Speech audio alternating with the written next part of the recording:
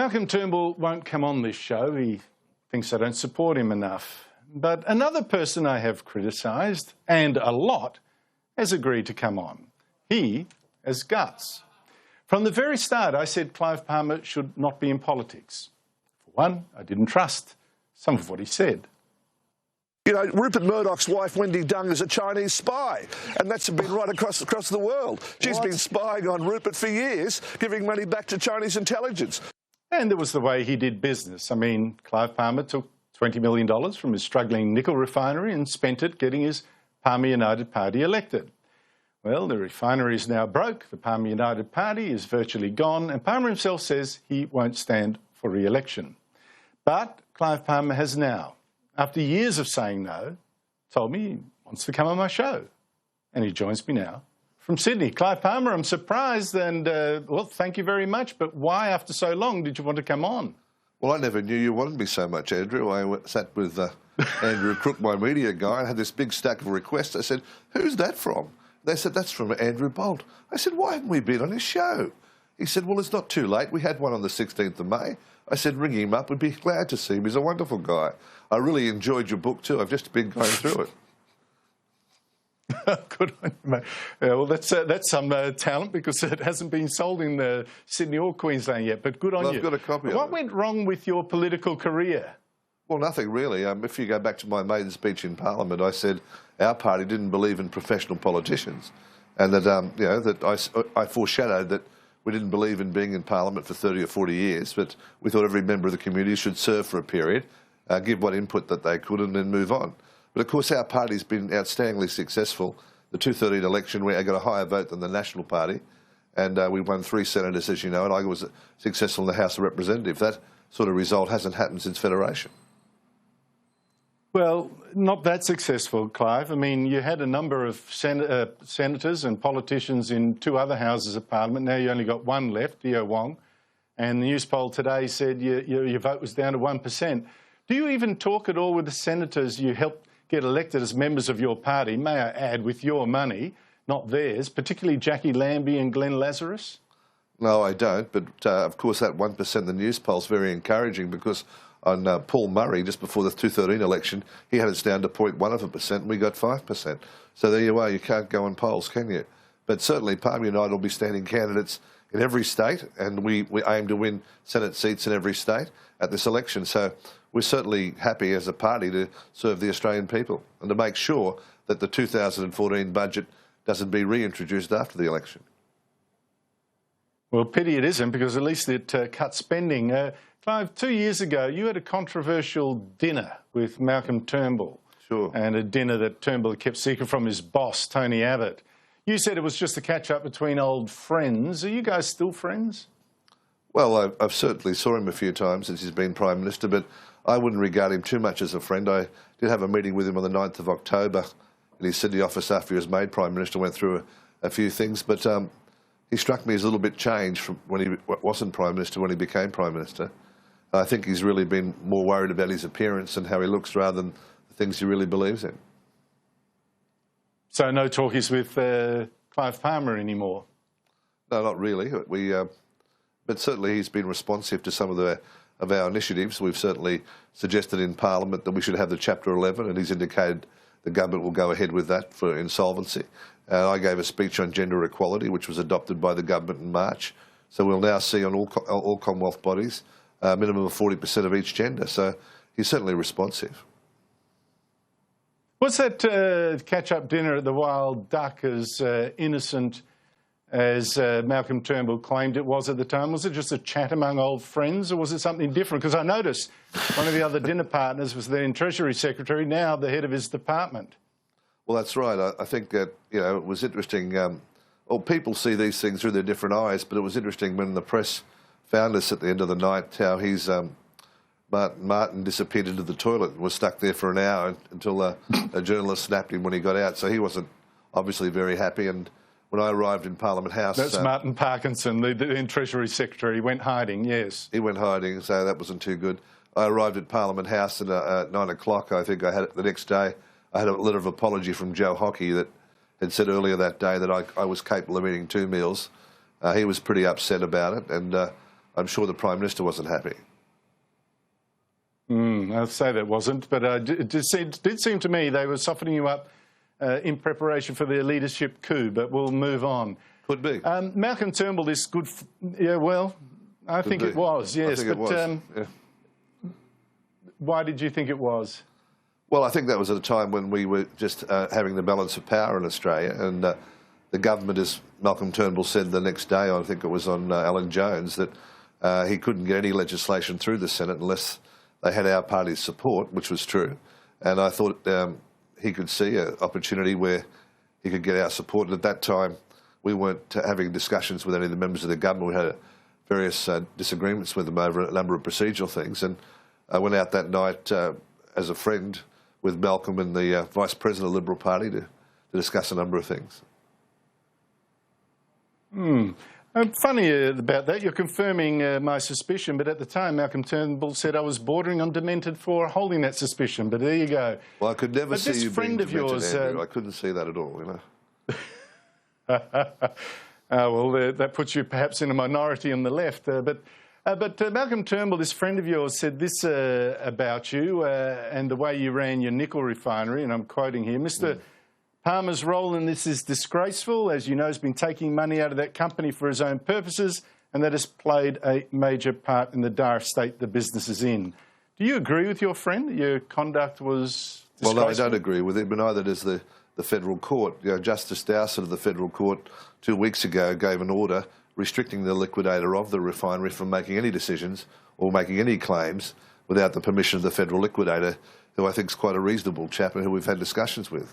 It was interesting to me that the reports that were written about my alleged wrongdoings were completely fictitious and will be shown to be things. So it's all a bit of a political setup, I think. Well, when times were good, you were generous to your workers, gave them cars and holidays, and now you can't even afford to give them their entitlements. So are you going broke? That's not right. No, that's not true. What happened, of course, when the administrator was appointed, we appointed him to keep the refinery going, to keep people employed. And, you know, I invested over $4 billion from 2009 to 2015 to make sure the refinery functioned and jobs were provided in North Queensland. The administrator approached us and said he was going to close the refinery and sack all the workers, and we told him not to do it. We then dismissed Queensland Nickel as the manager of the refinery, which my personal companies still own, and he refused to hand over the assets. He decided to close the refinery, sack 550 workers. Well, I'm not prepared to believe the liquidator is a crook, to be honest, and the fact is that the entitlements are being paid, such as I think half the workers have got them, by the Commonwealth, not by you. This is what I'm saying. Are you going broke? No, we're not going broke. There wouldn't have been any entitlements to pay if the administrator had transferred those people over to us. You might look to the comments of the Supreme Court of Queensland in relation to John Park himself and what he was doing, and they say that he preferred his interest over that as unit holders in another matter. So really, I think there's a serious question to be asked. And it will be answered after the election. Well, you last year, look, for instance, I'm just wondering about whether you're really up against it now. Last year, for instance, you said you were setting up a fund to help boat people in detention to sue the government for torture. No sign that this has happened. I mean, if you weren't broke, you'd probably have done that. Oh, no, we had a look at that. I mean, the BRW rich list was out recently. I think they had me at 560-something million. No, but where's the money? Where's the money for this suing fund? Well, first of all, we had to investigate that, and we found that there's no real torture being carried out on people in boats by Australian security forces. That was a figment of the imagination of Sarah Hanson-Young, and so we couldn't encourage people to attack our border protection policy when it wasn't true. Gee, Sarah Hanson-Young is the woman, the Greens candidate in South Australia, who you gave your preferences to. Without Clive Palmer, she wouldn't be in Parliament. You made a mistake there. Well, that's not true. She was preferenced 25th, I think, on our ticket. She wasn't preferenced 1, 2, 3 or 4. So we didn't give her preferences that way. That's just what people have been saying. Again, that's just not true. You're not if you hadn't preferenced her high, if you had preferenced her lower, she probably wouldn't be in Parliament. But listen, talking about your money, the rail freight operator Aurizon is ready to sue you personally and your companies for up to $88 million. They claim they've allegedly lost in the collapse of your Queensland nickel. All up creditors say you owe them $300 million. Can you afford to pay? Well, none of that's true, of course. You know, we don't owe them that, and I'm quite confident about that. We certainly own the refinery, I'm sure I'm happy to pay any judgment that's ever awarded against me. But Andrew, you're talking about what people say. Pay. What you're talking about what people say, not what courts Okay, well, look, find. I'll tell you. But there's a pattern here, Clive. I mean, the liquidators, for example, are after you for another $70 million for that's the again entitlements. Not true. The Federal Court of Australia has already said that the liquidator cannot take any action against anybody unless he gets the permission of the federal liquidator. He's already said that. So these things that you're saying are just allegations designed to have a go at me. Now, ever since I got elected to Parliament... Someone will be after you for the $70 million. Someone will be after you for the $70 million that taxpayers are having to chip in for the entitlement. Well, I guarantee you Are you good for the cash? And what about the $20 million you gave for your own party? Can you afford to pay that back? Well, I guarantee they won't be. Of course, the $20 million donation was back in 2013. And the company was completely solvent. We had a bumper year. I owned the company 100%. There was no debt. There were no mums and dads shareholders. This is a free country, Andrew. You can do what you like with the cash. It's true. What you say is true. It is was your company. But the point is, of course, you weren't that flash. You'd been doing redundancies, etc., for 4 years. I mean, the writing was on the wall about the nickel price already then. Now, if this smelter of yours is shut down, you're going to have to rehabilitate the land and the ponds and all that. Now, Andrew, you don't see me walking away from any commitments I've got. There's no question about that. And we've got 40 people. No, but you know what the point is here, Clive? What is the point? No, look, the point here is that there's $70 million there. There's $300 million there. The rehabilitation, that's, who knows, $500 million? I just wonder whether you've got any of the money you need to pay for all this. You've been reaching too much about Hedley Thomas in The Australian, who's a great fiction writer, but he doesn't ever get to the truth. I mean, there are no judgments against me. There are no cases. No, that's not true. Hedley, look. There are no judgments in any court Hedley, against me. I accept. I'll announce. Hedley is a friend of mine. Hedley is a friend of mine. But you couldn't find a straighter journalist. And no, it's not a fiction writer. These are facts. For instance, he wrote that the tax office is investigating you for over $500 million you got from the Chinese government-owned CITIC Pacific. Well, that's not true. And investigating you and members of your family to check. Well, that's not but true. I'm just saying you've got these investigations even from the tax man. Are you denying that you're being investigated? Of course we are. Yeah, that's not true. You know, when the money in relation to the everything's not true. Well, it's not true. We paid $70 million tax on that thing. There's no tax that I haven't never paid in Australia ever. You know, I'm under permanent tax audit, as all the top 100 people in Australia are, and our tax is impeccable.